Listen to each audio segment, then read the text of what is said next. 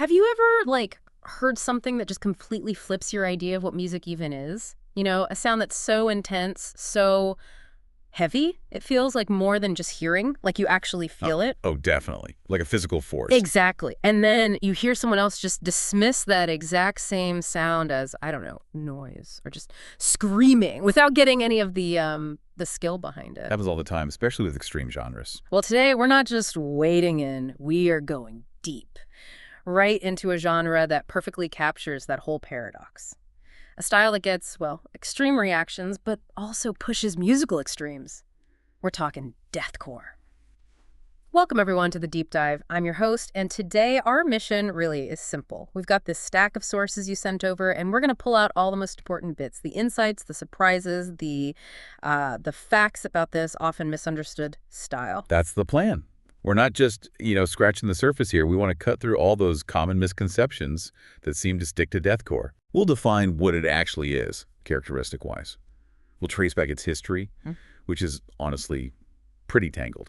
And crucially, we need to get into the technical side of it, the demands of playing this music, and especially the vocals. The vocals. Because like you said, that's what so many people just write off as screaming without understanding the technique involved. It's just not that simple. Couldn't agree more. We want to arm you, the listener, with a really solid understanding. And maybe, just maybe, foster a bit of new appreciation for a genre that, yeah, it's intense, but there's real skill, real innovation, and a fascinating story behind it all. It's got layers. It really does. So let's get into it. Let's unpack deathcore. Okay, so to really get deathcore, we need to start with the basics. It's an extreme metal subgenre, obviously, but it's not just like throwing sounds together randomly, is it? It's a very specific kind of fusion. No, not random at all.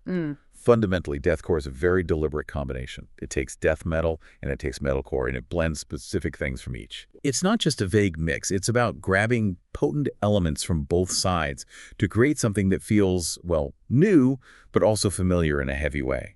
The sources are super clear on this. They say it specifically fuses death metal guitar riffs, blast beats, and metalcore breakdowns. Right, those three things. That's the core recipe, pretty much, the blueprint for that signature sound. It's the absolute foundation. And when you hear it, you definitely get what the sources call the fulcrum of deathcore compared to metalcore. Weight and volume. It's not just loud, it's heavy, dense. Exactly. It's that oppressive sonic impact. You feel it, you don't just hear it. Yeah, totally. So let's break down those characteristics that make up that huge sound. What does death metal specifically bring to this fusion? Okay, so from the death metal side, you get several key ingredients that build up that weight and that speed. First off, you got blast beats. Right, the super fast drumming. Yeah, but it's more than just fast. It's incredibly precise, like this machine gun percussion. Blindingly fast sometimes. It creates this relentless, almost suffocating wall of drumming. Snare, bass drum, cymbals all going at once, driving the aggression and the sheer speed. It's like a controlled sonic explosion. Then you have the down-tuned guitars. And we're not talking just dropping one string a bit. These guitars are tuned way down, several steps, sometimes even more. So that's where that really low, heavy sound comes from. Absolutely. It immediately gives everything this darker, heavier, more resonant feel, that deep rumble you feel. That's largely the down-tuning. Okay. Alongside that, you often hear tremolo picking.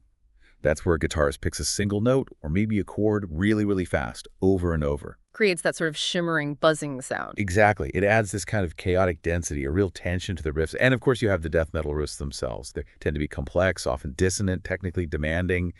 They bring both the brutality and a lot of the intricate musicality. Okay, so death metal brings the power, the speed, the complexity.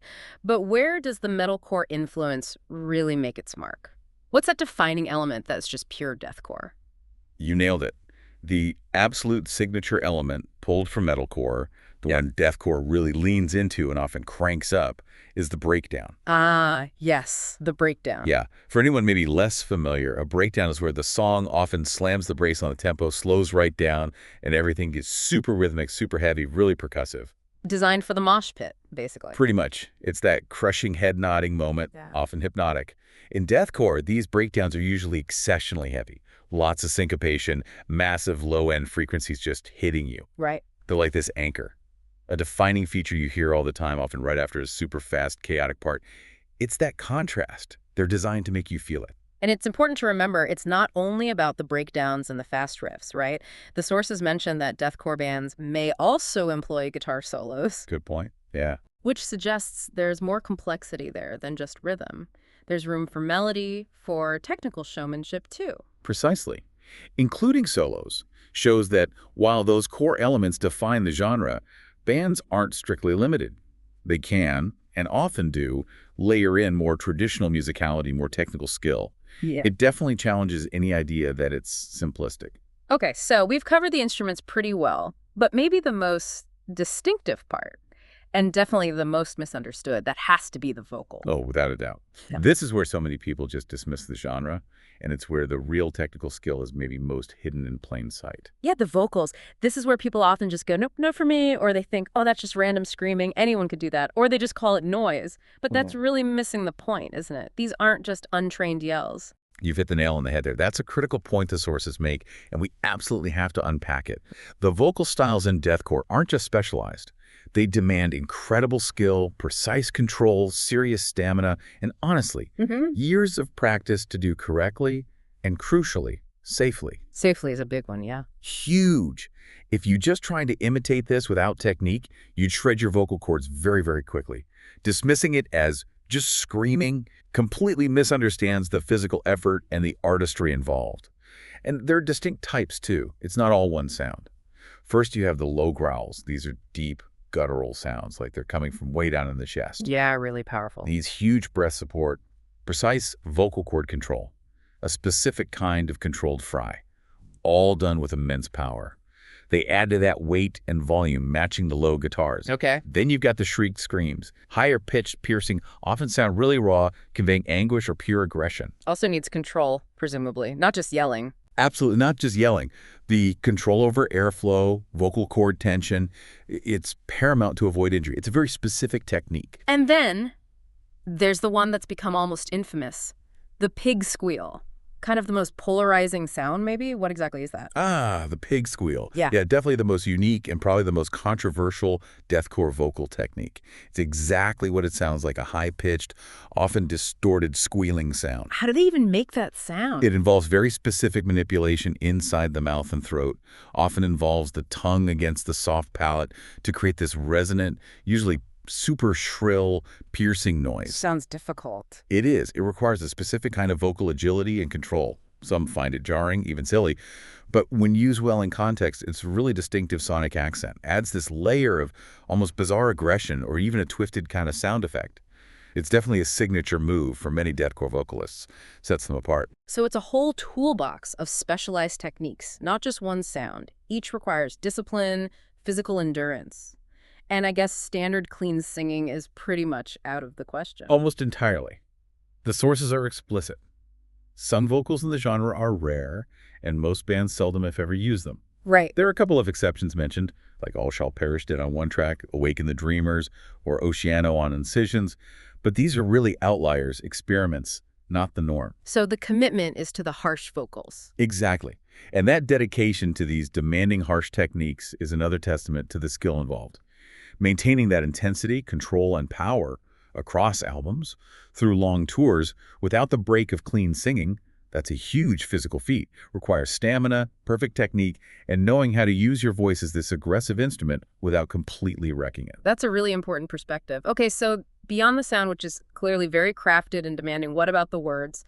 What are the typical lyrical themes in deathcore? What's being expressed underneath all that sonic force? The lyrics generally match the music's vibe.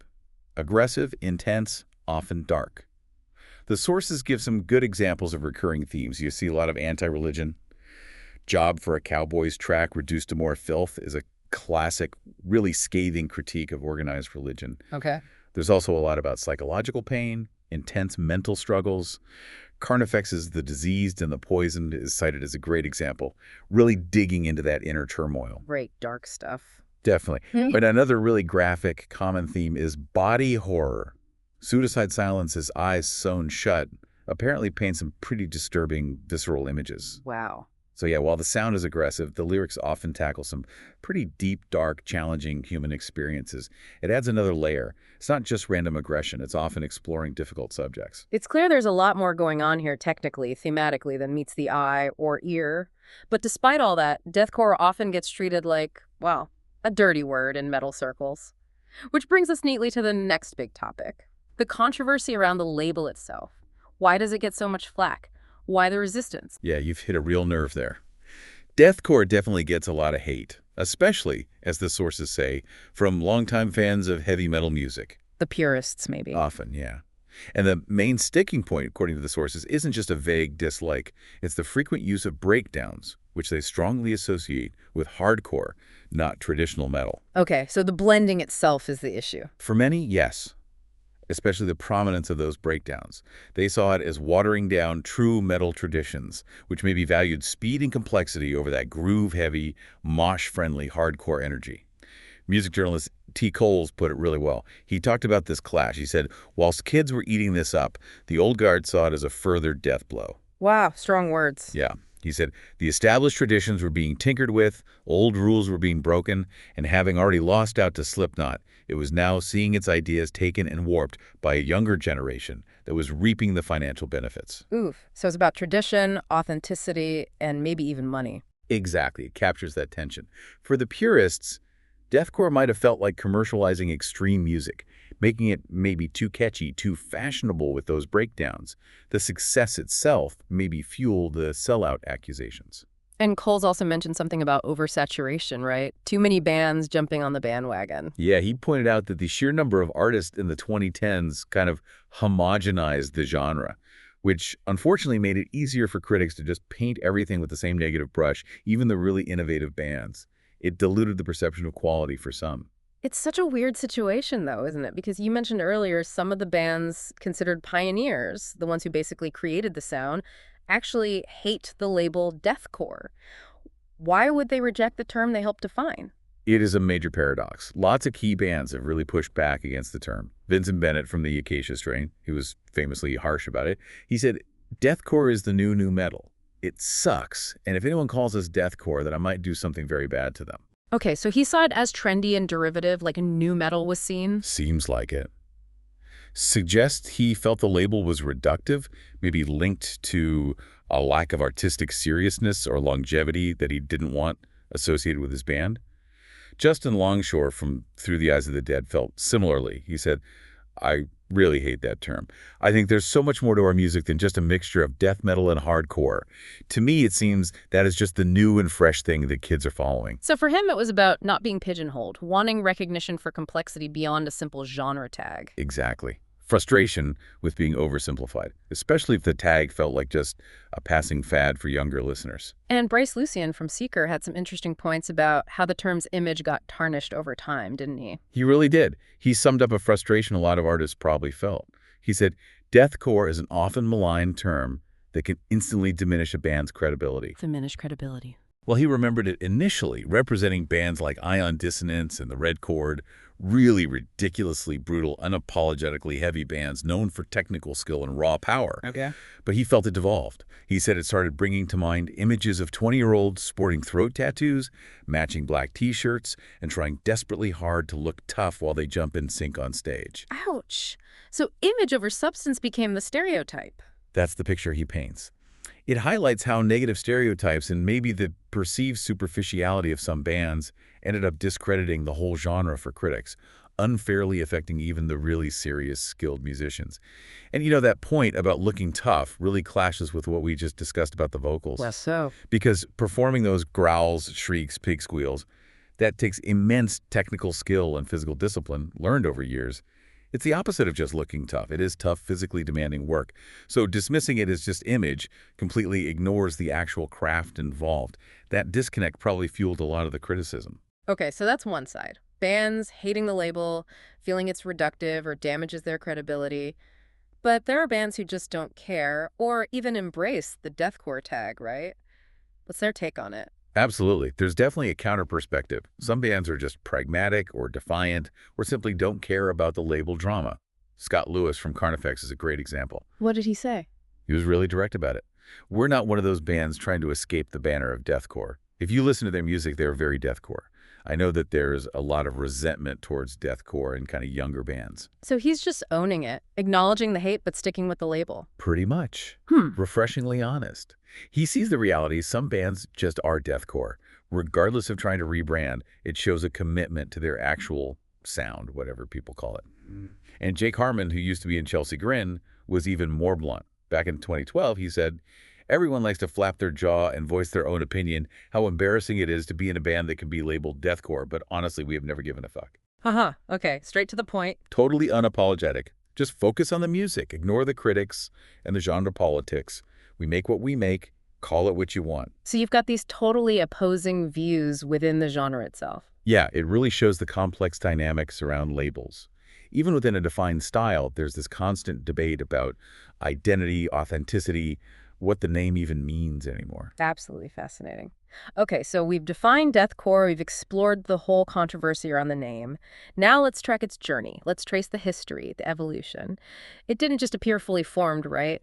The name deathcore itself seems to have had a weird early life. That's a great way to put it. Its origins are definitely more tangled than you might think. The very first time the actual word deathcore was used, as far as we know, was way back in 1985. 85, wow. Yeah, by a New York hardcore band called NYC Mayhem. But they used it to describe their mix of hardcore punk and thrash metal. Extreme for the time, sure, but not quite the sound we now call deathcore. Shows how fluid these terms can be early on. Okay, so when did it start meaning something closer to what we think of today? It started getting more specific around 1996. Nick Terry, a writer for Terrorizer magazine, used it then to describe bands like Earth Crisis and Marauder.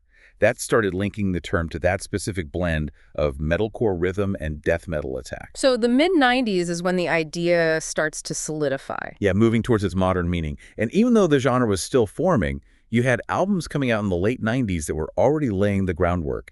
Embodiments, Embrace the Eternal from 98 is a big one. Embodiment. Yeah, one music site in 2019 actually called them pioneers of the deathcore genre, specifically for that album. Really innovative blend back then. Any others from that early period? Definitely. 18 Visions Yesterday is Time, Killed from 99, had a strong metalcore base but with clear death metal influences.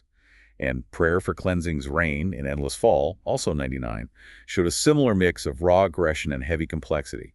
And you absolutely cannot ignore the influence from established death metal bands, especially on the breakdowns. Right, you mentioned Suffocation earlier. Exactly. Decibel Magazine pointed out that Suffocation's breakdowns basically spawned an entire metal subgenre, deathcore.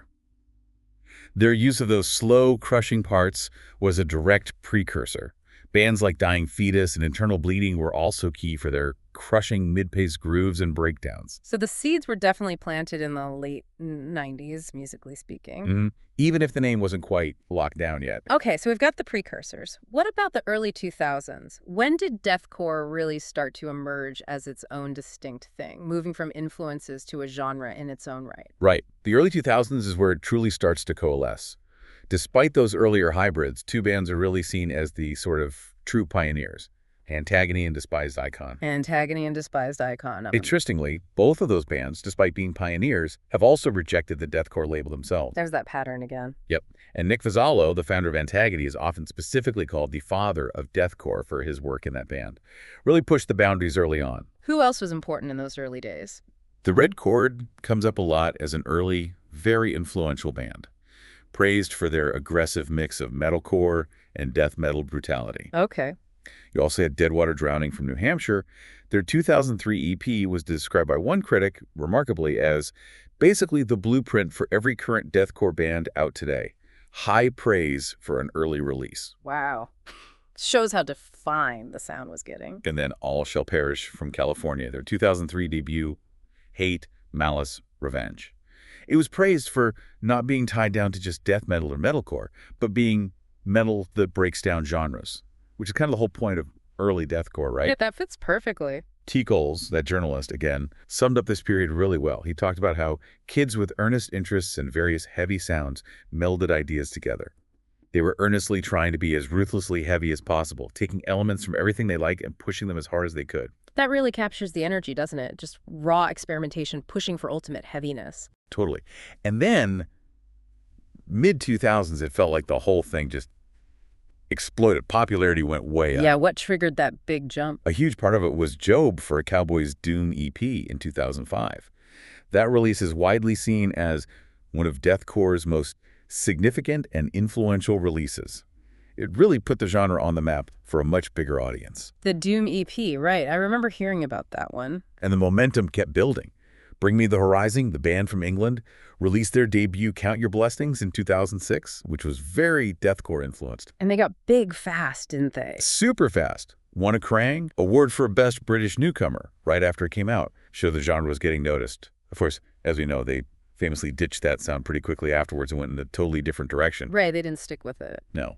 But it shows how potent that early deathcore sound was, even if some bands moved on. Okay, so we've got the origins, the mid-2000s explosion. What about the late 2000s into the 2010s? That seemed like a time of big expansion, maybe even bringing in those new metal influences you mentioned, which must have ruffled some feathers. Oh, definitely. The late 2000s and the 2010s were huge for deathcore's evolution and, frankly, its commercial growth. Lots of bands started openly bringing in new metal elements. It wasn't just death metal and metalcore anymore. Like who? Which bands were doing that? Bands like Whitechapel and Suicide Silence were noted for moving towards a heavier and more groove-driven sound, increasingly bordering new metal. More groove. Okay. Yeah. And others like Emure, Winds of Plague, the Acacia Strain. They also brought in new metal's kind of urban style, rhythmic vocals, aesthetic elements, mixing it right into the deathcore brutality. It got so noticeable that by around 2011, people were already using terms like new deathcore or new deathcore. New deathcore. Yeah, Okay. yeah, specifically for bands fusing the two. Emure, Suicide Silence again, Here Comes the Kraken, Upon a Burning Body, Gore Lord. Those are some names thrown around. Even the Japanese band Dir Grey sort of circled back to their new metal roots, but mixed it with deathcore on tracks like Different Sense. Ooh, it really broadened the sound, pulled in different textures. Absolutely. Brought in new fans who maybe liked that groove, those different rhythms, really expanded the palette. And this wasn't just an artistic shift, right? It led to actual significant commercial success for a lot of these bands, which is pretty wild for such an extreme genre. Truly remarkable. Deathcore started making real waves on the mainstream charts, which kind of challenged the idea that extreme music had to stay underground. Suicide Silence's 2009 album, No Time to Bleed. It hit number 32 on the Billboard 200. 32? That's huge. Yeah, and number 12 on rock albums, number 6 on hard rock. Their next one, The Black Crown, did almost as well. Number 28 on Billboard 200, number 7 rock, number 3 hard rock. Consistently charting high then. Consistently. For a genre often dismissed as noise, hitting the top 40, top 10 on rock charts, it proved there was a real audience, regardless of critical opinion. Showed a disconnect between dismissal and actual demand. Whitechapel saw similar success. This is Exile sold nearly 6,000 copies first week, hit 118 on Billboard. Their self-titled album hit 65 in Canada, 47 on Billboard. And A New Era of Corruption sold over 10,000 copies first week in the U.S., hitting number 43 on Billboard 200. Wow, those are solid numbers. Absolutely. For a band that heavy, it speaks volumes about the growing audience. And even bands without huge promotion were doing well. Carnifex's first album, Dead in My Arms, back in 2007, sold 5,000 copies with little publicity. That was enough to get them signed to Victory Records pretty quickly. Shows the organic reach. Exactly. And then internationally, Thy Art Is Murder from Australia made history. Their 2012 album, Hate, debuted at number 35 on their national ARA charts.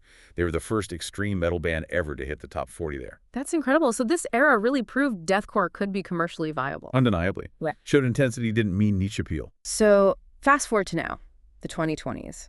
Is deathcore still evolving? Is it still gaining ground? Is that resurgence you mentioned still going strong, maybe helped by new ways of finding music? Oh, absolutely. The resurgence is real, and it's been massively boosted by digital platforms. Yeah. The 2020s have seen deathcore get really popular again, especially thanks to places like YouTube and TikTok. TikTok? Really? Yeah. The way things can go viral, the direct connection between artists and fans, it's brought huge recognition to bands like Fit for an Autopsy, Ingested, Paleface Swiss, Angel Maker. They're finding massive audiences without needing the old gatekeepers. The perfect example, the undeniable one, is Lorna Shore. Their song To the Hellfire in 2021 just exploded online. Oh, yeah, that was everywhere for a while. Catapulted them into mainstream metal awareness in a way that would have been unthinkable for a band that heavy just 10 years ago. And is the sound still changing? Are new bands bringing new things in? Definitely.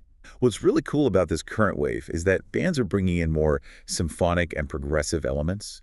You're hearing orchestral layers, complex song structures, intricate melodies, but crucially, they're still keeping that traditional deathcore heaviness. So it's evolving, becoming more ambitious musically. Exactly. Pushing boundaries again, showing it can adapt. And you absolutely have to mention Slaughter to Prevail. The Russian group, their song Hell from 2015, reportedly hit over 3.5 million streams. Wow. And get this, they did a run of sold-out shows in China. Apparently, they were the only foreign metal band to have a sold-out concert there in all of 2020. That's insane. Shows the global reach now. Totally. Expanding way beyond Western markets, proving it connects worldwide. That's just incredible. Shows the staying power, the adaptability, and how it keeps connecting. Which leads perfectly to our next bit. Deathcore isn't static. It's always blending, always fusing with other sounds. Indeed. That whole history just underlines how dynamic it is. It's definitely not a genre that likes to sit still. It's constantly absorbing, experimenting, mixing things up. As bands evolved and new ones came along, they really started pulling in diverse influences, stretching what deathcore could even mean. We touched on it, but that new metal integration, that's a really key example of this evolution. Emmure, for instance, got explicitly compared to Limp Bizkit by some critics because of their heavy grooves and vocal style. Right, the new Limp Bizkit. Yeah. Suicide Silence's The Black Crown album also brought in obvious new metal sounds. Later stuff from Here Comes the Kraken did too. They brought in that hip-hop influenced groove, different vocal rhythms, almost an urban feel mixed with the brutality. It shifted the focus sometimes, maybe less pure tech, more head-nodding aggression. And it wasn't only new metal, was it? There was that whole wave mixing it with gent and progressive metal. That must have really upped the technical game. Oh, massively. Early 2010s, you saw this huge underground boom of bands fusing deathcore's heaviness with the really complex rhythms of gent and the intricate structures and virtuosity of progressive metal. Like, who were the key bands there? Veil of Maya, Born of Osiris, After the Burial, names like that became really influential. They pushed the technical side of deathcore way further. Sophisticated musicianship layered onto the brutality. So much for simplistic aggression. Exactly. This fusion demanded incredible precision from everyone. Guitarists doing complex riffs, drummers mastering weird time signatures, vocalists navigating dynamic changes. It completely blows up the idea that deathcore is unskilled or lacks complexity. These fusions require serious musical chops. And then there's the symphonic side, bringing in orchestras and classical sounds. That seems like a whole other direction. It really is. Shows the genre's capacity for, like, grandeur. Some bands went full on, weaving in symphonic and classical elements, make them suffer. Lorna Shore again, Winds of Plague. They're great examples. How does that even work? Orchestras and blast beats. They manage it. Sweeping strings, piano parts, dramatic classical themes, mixed right in with the crushing guitars and super fast drums. It adds this epic, almost cinematic layer. Creates this huge emotional contrast between the beauty and the brutality. Really elevates the whole thing. Gives you something really expansive to grab onto. And then you get bands like Betraying the Martyrs from France.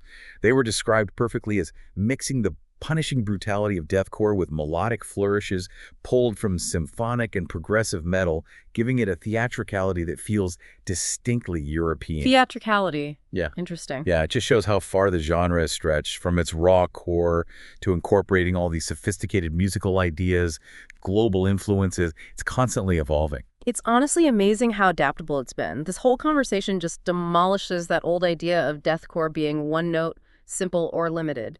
It's clear the artists are willing to experiment, innovate, push boundaries constantly. And that refusal to be boxed in, that drive to innovate, that's exactly why it's not just survived, but it's thriving and evolving, still surprising people and challenging the critics. So, wow. We have covered a lot of ground today. Really took deathcore apart, defined its sound, got into the whole label controversy, traced its surprisingly complex history right up to its current resurgence and all these wild sonic fusions. And I really hope we've managed to shed some light on the actual complexity, especially the technical skill involved, which gets ignored so often. For anyone who might have just thought, oh, it's just screaming or it's just noise. Yeah. We've hopefully shown that deathcore vocalists, they're using highly specialized techniques. Those low growls, the high shrieks, even the pig squeals. They all demand incredible control, proper breath support, and honestly, years of practice to do safely and effectively, night after night. Yeah. It's so much more demanding than people realize. Absolutely. And the way the genre keeps blending sounds, the way the playing and singing keeps evolving, it shows it's dynamic, rich, and definitely not a one-trick pony. Couldn't agree more. This deep dive really proved deathcore is anything but one-dimensional. It came from fusion, it keeps innovating, it's fiercely debated, but it keeps proving it has real artistic merit and staying power. So maybe a final thought to leave with. When you look at deathcore's whole story, borrowing from other genres, creating new sounds, facing all that intense criticism, yet still achieving real success, both underground and commercially.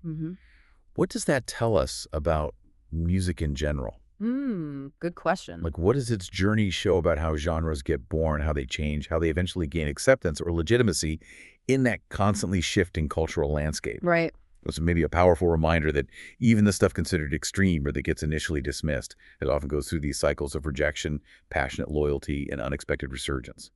It keeps pushing the edges and redefining what's possible in music. That is a really powerful thought to end on. Thank you so much for taking this deep dive into the pretty formidable world of deathcore with us today. We really hope you, the listener, will keep exploring on your own, maybe with some fresh perspective from what we've talked about. Hope so. Until next time, keep digging deeper.